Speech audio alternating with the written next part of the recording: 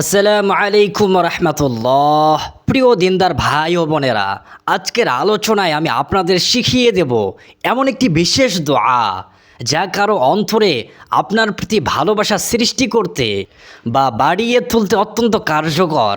শুরুতেই একটি গুরুত্বপূর্ণ বিষয় বলে রাখছি, অনুগ্রহ করে এই দোয়াটি কোনো অবৈধ হারাম কাজে ব্যবহার করবেন না, কারণ এটি খুবই শক্তিশালী এবং ফলপ্রসূ একটি আমল।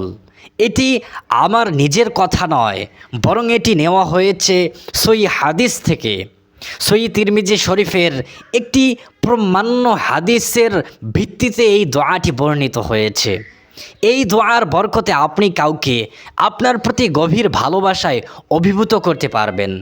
আবার যার উদ্দেশ্যে আপনি এই আমলটি করবেন তার প্রতি আপনার অন্তরেও ভালোবাসা বৃদ্ধি পাবে, অর্থাৎ দুপক্ষের মধ্যেই পারস্পরিক ভালোবাসা বেড়ে যাবে।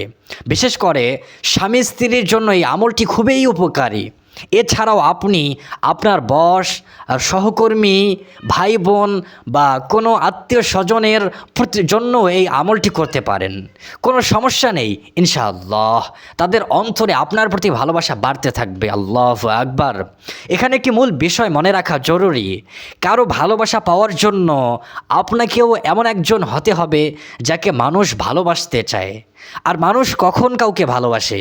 যখন আল্লাহ তাআলা কোনো বান্দাকে ভালোবাসেন, তখনই অন্য মানুষও তাকে ভালোবাসতে শুরু করে। এ বিষয়ে সহিহ বুখারী সহ বিভিন্ন হাদিস গ্রন্থে বিস্তারিত বর্ণনা রয়েছে।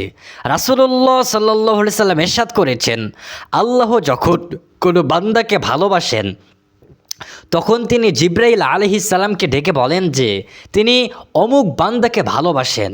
এরপর জিবরিল আলাইহিস সালাম আকাশবাসী ফেরেশতাদের কাছে এই সুসংবাদ পৌঁছে দেন। তখন সমস্ত ফেরেশতাও ওই বান্দার জন্য দোয়া করতে থাকেন এবং দুনিয়াতেও মানুষের অন্তরে ওই ব্যক্তির প্রতি ভালোবাসা সৃষ্টি হয়। আল্লাহু আকবার। প্রিয় ভাই ও বোনেরা, এটি সত্যিই অসাধারণ একটি বিষয়। আপনি যদি কাউকে ভালোবাসতে চান, তবে প্রথমে আপনাকে আল্লাহকে ভালোবাসতে শিখতে হবে। মহান আল্লাহ পবিত্র কুরআনে ইরশাদ করেছেন, যদি তোমরা আল্লাহর ভালোবাসা পেতে চাও তবে এতিম, অভাবী, বিপন্ন পথিক এবং সাহায্য প্রার্থীদের সাহায্য করো, যাকাত আদায় করো, প্রতিশ্রুতি পালন করো এবং কষ্ট বিপদে ধৈর্য ধারণ করো। যারা এসব গুণের অধিকারী তারাই সত্যবাদী ও আল্লাহ ভীরু। আল্লাহর ভালোবাসা পেতে হলে আল্লাহর নির্দেশিত বিধান মেনে চলতে হবে। যখন আপনি আল্লাহর ভালোবাসা অর্জন করতে পারবেন, তখন মানুষও আপনাকে স্বতঃস্ফূর্তভাবে ভালোবাসবে। এছাড়াও রাসূল কারীম সাল্লাল্লাহু আলাইহি সাল্লাম নিয়মিত এই দোয়াটি পাঠ করতেন। সেটি আজ আমি আপনাদেরকে শেখাবো। আবারও সতর্ক করে বলছি, এই দোয়াটি যেন কোনো নাজায়েজ উদ্দেশ্যে ব্যবহার না করেন। যেমন কেউ যদি অবৈধ প্রেমের সম্পর্কে জড়িয়ে এই দোয়া পড়ে যাতে তার প্রেমিক প্রেমিকা তার প্রতি আরও আকৃষ্ট হয়ে পড়ে, তবে এটি কখনোই কবুল হবে না, বরং আপনি গুনাহের ভাগীদার হবেন। কারণ আমি স্পষ্টভাবে বলে দিচ্ছি, এই আমলটি শুধুমাত্র হালাল ও জায়েজ উদ্দেশ্যেই ব্যবহার করবেন। অবশ্যই নিজের উদ্দেশ্যে যাচাই করে দেখবেন আপনার ভালোবাসাটি ইসলামিক নিয়মের মধ্যে আছে নাকি তার বাহিরে। ধরুন একজন ছেলে একজন মেয়েকে বিয়ের উদ্দেশ্যে ভালোবাসতে চাচ্ছেন, সেক্ষেত্রে এই আমলটি করা যাবে। যদি কিন্তু এর মধ্যে ফোনে গোপনে কথা বলা, একান্তে সাক্ষাৎ করা, শপিং বা ঘোরার ছলে মেশা, ছবি আদান প্রদান বা দিনরাত ফোনে সময় কাটানো, এগুলো ইসলামে অনুমোদিত নয়। একে অপরের প্রতি ভালোবাসা তৈরি হওয়ার পর আপনারা উভয় পক্ষের অভিভাবকদেরকে বিষয়টি জানাবেন এবং বিয়ের ব্যবস্থা গ্রহণ করবেন। এতটুকুই করা জায়েজ। স্বামী স্ত্রীর এই আমলটি করলে তাদের মধ্যে ভালোবাসা নিশ্চিতভাবেই বাড়বে। এছাড়াও আপনি যাকে ইচ্ছা তার প্রতি ভালোবাসা বৃদ্ধির জন্য এই আমলটি আপনি করতে পারেন। এবার আসুন আমলটির পদ্ধতি জেনে নেই। প্রথমেই বলে রাখি, এই আমলের শর্ত হলো আপনাকে নিয়মিত 5 ওয়াক্ত নামাজ আদায়কারী হতে হবে। প্রতিদিন আপনি প্রতিটি নামাজের শেষে আপনি জায়নামাজে বসে থাকবেন না, বরং নামাজ শেষ করে উঠে যাওয়ার পর যে কোনো সময়ে স্থানে অন্তরের মধ্যে এই দোয়াটি পড়তে থাকবেন। প্রতি ওয়াক্ত নামাজের পর এটি পড়ার চেষ্টা করবেন। এছাড়াও যখন আপনি পবিত্র অবস্থায় থাকবেন, যেমন অজু করে, তখনও এই দোয়াটি পড়তে পারেন। রাতে ঘুমানোর আগে অবশ্যই এই আমলটি করবেন।